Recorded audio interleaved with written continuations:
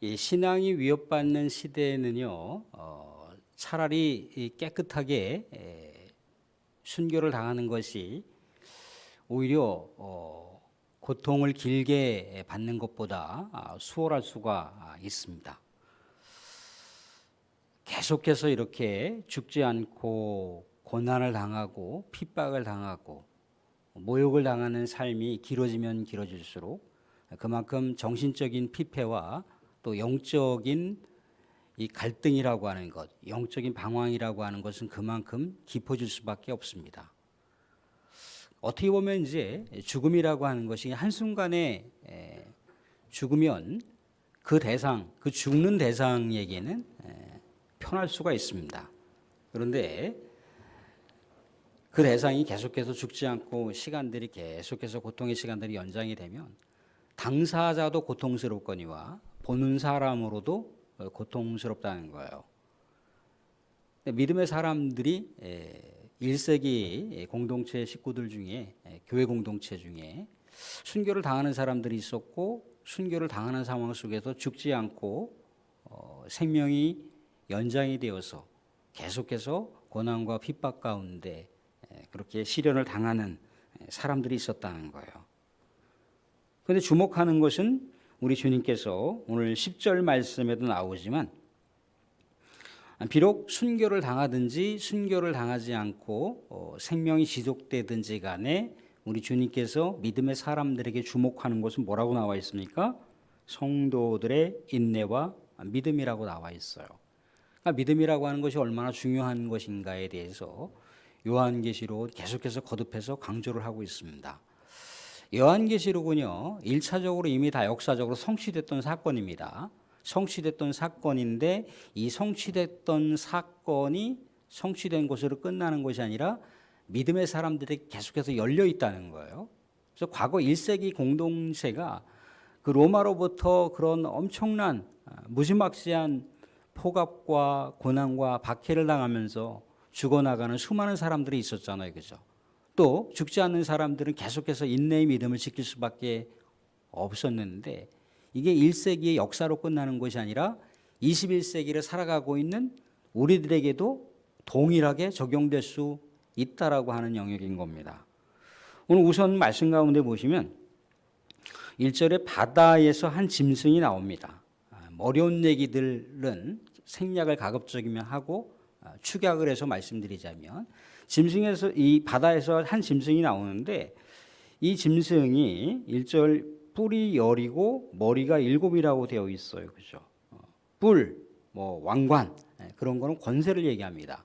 권력을 상징하는 거죠. 능력을 상징하는 거예요.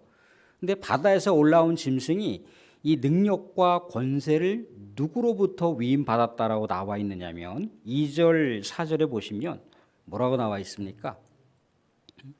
2절 중반쯤에 뭐라고 나와 있냐면 용이 자기의 능력과 보좌와 큰 권세를 그에게 주었더라. 4절도 보시면 이렇게 나와 있어요. 4절도 동일한 말씀이지만 용이 짐승에게 권세를 주므로 용에게 경배하며 짐승에게 경배하여 이렇게 나와 있어요.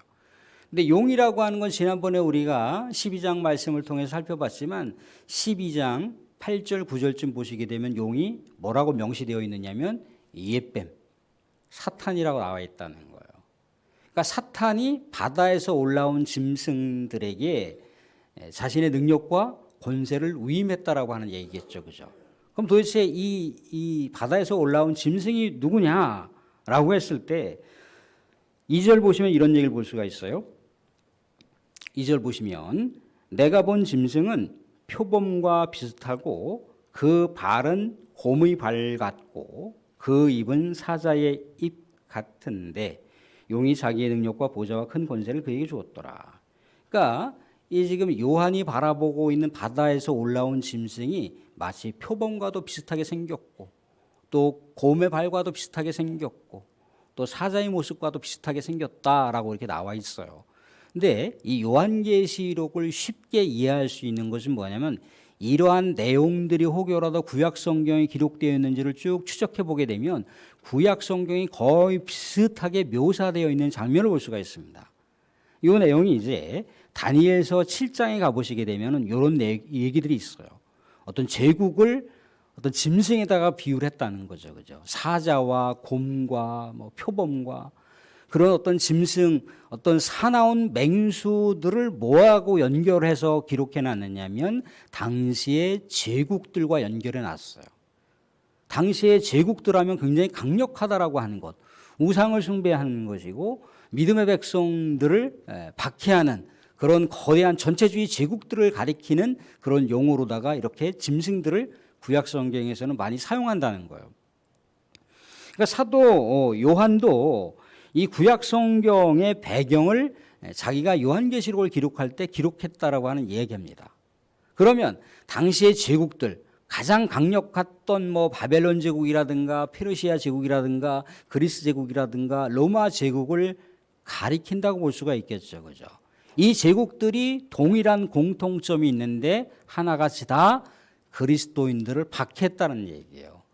믿음의 백성들을 무자비하게 죽이고 또 그 백성들이 생존할 수 없도록 만들었다는 거예요.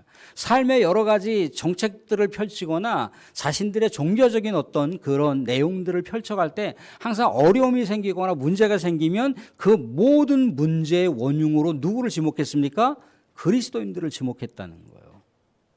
그리스도인들 때문에 외교 정책이 실패했다는 거예요. 그리스도인들 때문에 종교 정책이 실패했다는 거예요. 그러니까 그런 또 실패에 대한 원인을 그리스도인들에게 모든 것을 돌려버리니까 또 그리스도인들은 그것으로 인해서 피해를 당하고 고난을 당하고 순교를 당하는 그런 일들이 매일같이 일어나는 거예요. 매일같이. 매일같이. 그러니까 오늘날에도 그럴 수 있다는 겁니다. 오늘날에도 뭐 이 자리에도 제가 우리 중국이나 또 그런 거대한 전체주의 나라에서 이렇게 복음을 들고 선교 활동을 하셨던 분들 같은 경우는 거의 뭐 그런 전체주의 나라에서 씨가 말릴 정도로 다 내쫓김 추방을 당했잖아요. 그죠? 추방을 당해서 정말 은밀하게 활동을 할 수밖에 없는 어떤 시대적인 그런 구조를 우리가 마주할 수밖에 없지 않습니까? 그죠? 그런 거대한 전체주의 나라들. 그런데 이런 거대한 전체주의 나라들 믿음의 백성들을 핍박을 하고 이렇게 고난과 박해를 가하는 전체주의 나라들은 눈에 확연하게 들어온다는 거예요. 눈에 확연하게 들어옵니다. 근데 눈에 들어오지 않고 교묘하게 활동하는 또 하나의 사탄으로부터 권세를 위임받은 대상들이 있어요. 그 대상들이 누굽니까? 이단이라고 하는 거예요. 이데올로기라고 합니다. 요즘에 이단이 얼마나 교묘하게 기존에 있는 교회 교인들을 포교 활동을 하는지 몰라요. 그동안에 갖고 있었던 친분과 그동안에 같이 우정을 나눴던 그 관계의 시간 때문에 어디 한번 우리하고 같이 가자라고 했을 때 뿌리치지 못한다는 거예요. 근데 가봐야 별거 없는데 그냥 자꾸만 거기서도 포교 활동을 강요하더라는 거죠. 그죠? 거기서도 뭔가의 등급이라고 하는 것이 있기 때문에 어느 정도 등급 안에 들어가려면 계속해서 포교 활동을 해야 되는 거예요. 내가 아는 지인들을 끌어당기고 내가 알고 있는 누구누구를 그 집회 가운데 데리고 가는 것, 그건 별로 대수롭게 생각 안 한다는 거예요. 설령 그 사람하고 관계가 깨진다 할지라도 일단 그 사람을 데리고 가서 내가 그 이단 단체로부터 인정을 받아야 되는 거예요. 이단 단체로부터 등급을 유지하려면 그러한 일들을 아주 대수롭지 않게 버린다는 거예요. 여러분들 삼일신이라고 하는 얘기 들어봤나요? 삼일신? 여기 대구 경북 지역 이쪽 부산 지역에는 또 우리가 뭐 신천지 그렇게 떠올리는 그런 단체들도 있지만 여러분들이 익숙하게 들으셨는지 모르겠어요. 지방교회라고 하는 단체가 있어요. 또 중국에 있는 아무튼 유명한 그런 작자들이 이 한국에 있는 상당한 목회자들에게까지 이렇게 뻗쳤어요. 영향력을 끼쳤어. 뭐 영성의 원리다. 근데 다 들어가 보면 영성의 원리라기보다 다 신비주의의 그 영역 가운데 머무르고 있는 거예요. 속고 있는 거죠, 그죠? 속고 있는 거예요. 신비주의 영역 가운데 우리가 사로잡히지 않더라도 예수 그리스도 믿는 자체가 신비라니까요. 근데 자꾸만 거기다가 그 이상의 어떤 것을 자꾸만 하려고 하다 보니까 인위적으로 자꾸만 하나님의 세계를, 내 세계를 끌어들이는 거예요. 그런 은혜와 그런 놀라운 하나님께서 교회 공동체 세워나갈 수 있는 그런 은사를 주실 수도 있어요. 근데 그것이 잘못했다가는 교회 공동체가 그것을 추구해야 하는 것으로, 교회 공동체가 그렇게 가야 하는 것으로 자꾸만 기존에 있는 교회를 자신들이 추구하는 방향으로 끌고 가더라는 거죠. 이게 이단인 거예요. 얼마 전에 어떤 분이 저한테 책을 하나 이렇게 준다고, 책을 하나 줄 테니까 뭐 이렇게 약간 나중에 이것이 뭐 지도해 달라고 이렇게 딱 받아보니까 뭐예요? 아주 유명한 분. 변승우라고 하는 유명한 분인데, 아무튼 뭐 그분이 이렇게 갖고 있는 책에 대한 부분들, 박윤식이라고 하는 분의 책인데, 그런 분들의 책을 여기 갖고 와서 얘기를 하는 거예요. 다 이단들입니다, 이단들. 근데 얼마나 박학다식하게 내용들을 썼는지, 심지어 그렇게 성경을 연구하는 사람들도 핵하고 이렇게 마음이 갈 수 있을 만큼 아주 연구의 성과를 아주 일목요연하게 책에다가 기록해 놓은 거예요. 근데 거기에 다 함정이 있습니다. 함정이 있어요. 함정이 있는 거예요. 다 거기에는요, 인간적인 사상이 내포되어 있어요. 인간적인 이데올로기가 내포되어 있습니다. 그러니까 한마디로 말하자면 우리의 믿음의 주체가 하나님이라고 하는 것, 우리 믿음의 지체가 성삼위 하나님이라고 하는 그 골자를 처음에는 그 골자대로 가다가 나중에는 싹 옆으로 뭔가 빠져나가요. 빠져나가서 그 특정한 어떤 종교적인 이론이라든가 종교적인 교리를 만들었던 내용들로 다 가야만 진짜 구원이 있다는 거예요. 진짜 그래야만 하나님을 만난다는 거예요. 근데 우리는 성경에서 알고 있잖아요, 그죠? 사람이 하나님을 사람이 예수 그리스도를 인도합니까? 하나님이 아니면 예수 그리스도께로 갈 수가 없어요. 하나님의 은혜가 아니고서, 하나님의 영이 아니고서는 갈 수가 없어요. 사람이 인위적으로 할 수 있는 이론과 교리를 통해서 가는 게 아닌 거예요. 근데 그런 교묘한 논리와 이론을 가지고 사람들을 현혹하는 거예요. 사람들, 도심지에는 요가라고 하는 운동이 있습니다. 별로 대수롭지 않게 생각할지 모르지만 깊고 깊게 들어가 보면 다 신과의 합의를 강조합니다. 신과 하나가 된다는 거예요. 그런 게 우리 주변의 세계 가운데 많이 있어요. 눈에 보이지 않는 교묘한 여러 가지 사회적인 현상 가운데 나타나는 그런 내용 가운데 있다는 거예요. 항상 이렇게 성령을 강조해, 영을 강조해. 영을 지나치게 강조하다 보면 뭡니까? 우리 육은 쓸모가 없다는 거예요. 아니에요. 우리 육신도 잘 관리해야 되고 지혜롭게 유지를 해야 되는 거예요. 근데 잘못했다가는 이 껍데기, 흙으로 돌아가는 이 육체 덩어리는 아무 쓸모가 없다는 것으로다가 그렇게 몰고 가요. 다 그게 영지주의라고 하는 이 성경에서 얘기하는 적그리스도의 계열 중에 하나가 지방교회인 거예요. 저기 김천대학을 집어삼킨 구원파가 다 그런 계열의 하나입니다. 우리 육신은 필요 없다는 거예요. 우리 육신이 구원받지 않는 거고 우리 영이 구원받는 거기 때문에 우리 육신은 필요가 없다는 거예요.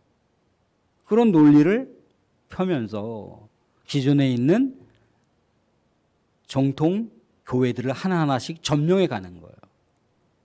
우리가 이렇게 전도에서 이렇게 뭐 누구누구를 전도할 것인지에 대한 이렇게 우리 나름대로 공동 기도 제목 또 중보 기도 제목 겸해서 그분들 교회를 한때는 다녔지만 교회를 안 다니고 있는 우리의 친척들, 우리의 형제자매들, 또 내가 아는 시인들 이름을 이렇게 기록해 놓고 함께 기도하잖아요. 그죠?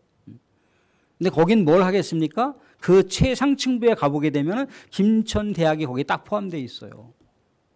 몇 년 안에 그들이 전략과 전술을 딱 세워놓은 대로다가 김천대학을 우리가 먹었어. 이미 다 그런 마스터 플랜이 다 짜 있다는 거예요. 김천대학 하나만 딱 먹으면 어떻게 되는 건가요? 뭐 김천사회 저 대학에다가 센터를 차려놓고 저기다가 축제를 하고 저기다가 뭐 노인 잔치를 하고 저기다가 여러 가지 뭐 전 세계적인 어떤 세미나를 개최하고 막 그래 보세요. 그죠? 믿지 않는 사람들은 야, 김천대학이 재단 이사장이 바뀐 다음부터 그냥 뭐 세계를 막 주름 잡는 세계 가운데 이 대한민국 김천시를 알리는 국위선양하는 저 사람들이 누굴까? 믿지 않는 사람들이야 뻔히 이제 옛날 정말 영향력도 끼치지도 못하고 빌빌빌거리는 그런 정통 기독교 재단보다야 저 재단이 세계를 막 주름 잡는 저 재단이 정말 김천시를 살리는 거야. 뭐 표창장도 시사하겠죠. 그죠? 공로상도 시사하겠죠. 그게 눈에 보이지 않는 믿음의 백성들에게 고난과 시련을 주는 내용이라고 하는 것을 얘기해 주고 있어요. 그게 적그리스도예요. 이게 바다에서 올라온 한 짐승입니다. 사탄의 권세와 능력을 받아서 활동을 하는 거예요. 근데 이들의 모습을 보게 되면요, 한 가지만 짚게 되면 오늘 말씀 가운데도 볼 수가 있는데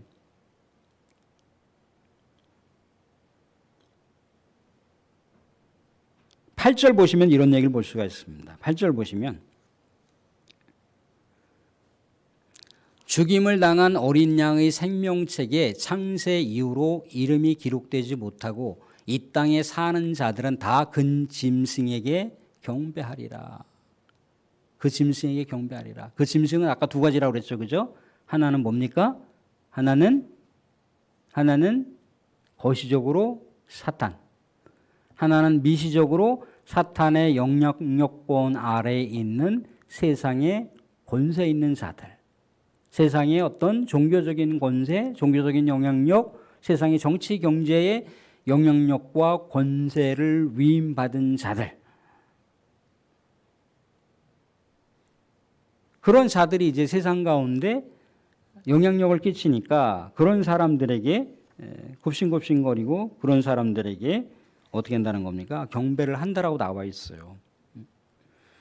근데 이들의 모습을 보실래요? 이들의 실체가 이렇게 나와 있어요. 이들의 실체를 보시면 이 실체 하나만 나누고 말씀을 마무리하고 정리하겠습니다. 3절 말씀 보시면 이들의 실체를 볼 수가 있습니다. 3절 말씀 보시면 그의 머리 하나가 상하여 죽게 된 것 같더니 그 죽게 되었던 상처가 나음에 온 땅이 놀랍게 여겨 짐승을 따르고. 누구하고 좀 비슷하지 않나요? 죽게 되었던 상처가 나았다. 누구를 연상해 볼 수가 있습니까? 예수 그리스도를 연상할 수가 있잖아요. 예수 그리스도가 죽었는데 부활을 하셨잖아요. 그죠? 그래서 모든 이름 위에 뛰어난 이름으로 세상이 경배하는 대상이 되었잖아요. 그죠? 온 땅이 놀랍게 여겨 3절 하반절 짐승을 따르고. 그래서 오늘날 우리가 예수 그리스도를 경배하고 예수 그리스도를 찬양하고 예수 그리스도의 이름으로 우리가 이 세상 가운데 믿음의 백성이라고 하는 기백을 유지하면서 살아가는 거잖아요. 그죠? 그런데 사탄도 이렇게 흉내를 낸다는 거예요. 사탄의 역사도 이렇게 흉내를 내더라는 거죠. 예수 그리스도를 모방을 하는 거예요. 사랑하는 성도, 저 북녘 땅을 보세요. 북녘 땅에 제가 한때 이렇게 탈북자 사역을 할 때 이렇게 얘기 들어보면은 그래서 이제 기독교로 들어와서 같이 예배드리고 같이 그룹 교제를 하잖아요. 똑같다는 거예요. 똑같다는 거예요. 신앙의 어떤 종교 생활하는 이 우리가 예배드리는 이 모습 자신들이 최고로 여기시는 그분들에게 경의를 표하는 내용과 너무나 닮았다는 거예요. 우리 구역교제가 뭡니까? 5호 담당제 5가정이 하나 모여서 자신들이 스스로 자비판하는 거예요. 자비판한 뿐만 아니라 A 가정이 B 가정을 향해서 너 지난번에 이렇게 해서 잘못했지라고 또 비판을 하는 거예요. 우리 구역교제할 때 뭡니까? 우리 일주일 동안 살아봤는데 내가 하나님 앞에 온전하게 살지 못했던 것에 대해서 이렇게 마음을 털어놓고 또 옆에 있는 사람이 또 격려하기도 하고 기도하기도 하잖아요. 김 권사님 가정에서 내가 지난번에 이렇게 해서 하나님께 영광을 돌리지 못했습니다. 또 이관사님이 옆에서 또 나도 지난번에 내 일주일 동안의 삶을 살아와 보니까 내가 다른 사람에게 혹시라도 내가 상처 준 일이 없었나 이렇게 돌아보게 됩니다. 오당담제라고 하는 게 그렇다니까요. 그 사람들이 스스로를 비판하는 거예요. 최고봉에 계신 그분이 우리에게 은덕을 베풀어 주셔서 그 위대하신 분께서 우리에게 시간을 주셔서 그 위대하신 그분께서 우리에게 시간과 어떤 뭔가를 주셔서 우리는 이렇게 살아가는데 그분에게 영광을 돌리지 못했기 때문에 내가 이렇게 마음이 아픕니다. 자기들끼리 이렇게 서로 비판을 하는 거예요. 생활총화라고 하는 게 그렇다. 생활총화라고 하는 게. 예수 그리스도의 그 경배하는 것, 예수 그리스도를 사모하는 마음으로다가 그분께 예배드리는 것, 그 모습을 그대로 닮아가는 거예요. 그대로. 적그리스도, 사탄의 역사가 그렇다는 거예요. 기존에 있는 이단 단체를 보세요. 정통교회, 교회하고 뭐 크게 다른 게 있습니까? 나중에 그 실체 안으로 들어갔을 때야 다른 모습이라고 하는 거, 다르다라고 하는 걸 확실히 깨닫게 되지만 그때까지는 모르는 거예요. 너무나 비슷해요. 흉내를 냅니다. 흉내를 내. 그런데 흉내를 내는데 거기에 최고 위치에 있는 분이 누구여야 되는 거예요? 우리는 하나님이어야 되는 거잖아요. 그죠? 근데 최고 위치에 있는 분이 하나님이 아니고 거기에 누가 앉아 있어요? 하나님 옆에 교주가 딱 앉아 있다 이게요. 흉내를 내는 거예요. 흉내를.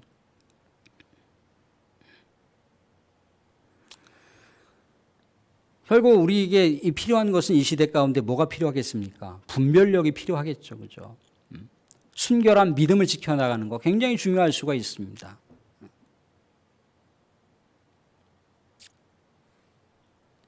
김천시에 교회 쇼핑하는 교인들이 많이 있다는 얘기 들었어요. 벌써 그것도 제가 7년 전부터 들어왔던 얘기입니다. 이 교회 마음에 안 들면 저 교회로 이동하고 저 교회 마음에 안 들면 또 이쪽 교회로 뛰어다니고 메뚜기처럼 뛰어다니는 교인들이 많이 있다며요. 그죠? 그래서 아예 그냥 생짜배기 교인들은 없고 다 이미 이 교회에서 저 교회, 저 교회에서 이 교회로 갔던 그런 수평 이동하는 교인들밖에 없더라는 거예요.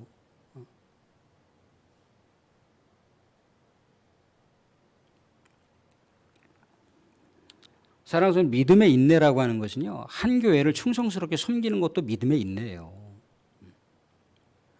우리 주님을 온전하게 섬기는 것뿐만 아니라 우리가 이 땅 가운데 예수님이 이 교회를 향해서 부르시는 그 소명들을 우리 공동체가 같이 이렇게 마음을 모아서 또 공동체를 세워가는 것, 그것도 우리 주님께서 우리에게 주신 소명이라는 겁니다.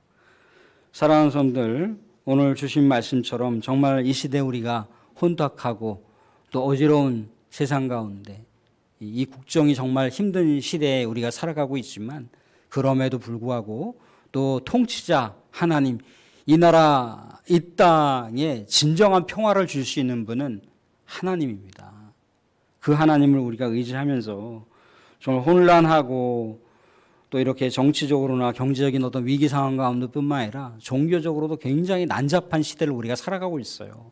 이 시대 가운데 주님 정말 우리에게 분별력을 주시옵소서. 분별력을 주시옵소서. 그리고 우리 광기 내동마을에 있는 이 조그마한 시골 교회, 우리 하나님께서 우리가 살아가는 동안 더 많이 사랑하고 더 많이 교회를 우리 하나님의 뜻에 받들어 정말 교회 공동체를 내가 헌신하는 마음으로 세워가는 것, 그것이 하나님의 기쁨이고 하나님의 믿음인 줄로 믿습니다라고 하는 것. 믿음이라고 하는 단어의 이 피스티스 안에는요, 충성이라고 하는 단어도 포함되어 있어요. 믿음과 충성은 같은 말입니다. 그래서 사랑하는 성도님들, 우리 관계교회 공동체를 더 많이 사랑하시고 관계교회 공동체를 충성스럽게 섬기시고, 다만 우리가 분별력을 잊지 말고 이 시대 가운데 우리 하나님의 살아있는 믿음의 백성으로 멋지게 믿음으로 분투하실 수 있기를 주님의 이름으로 축원드립니다. 아멘.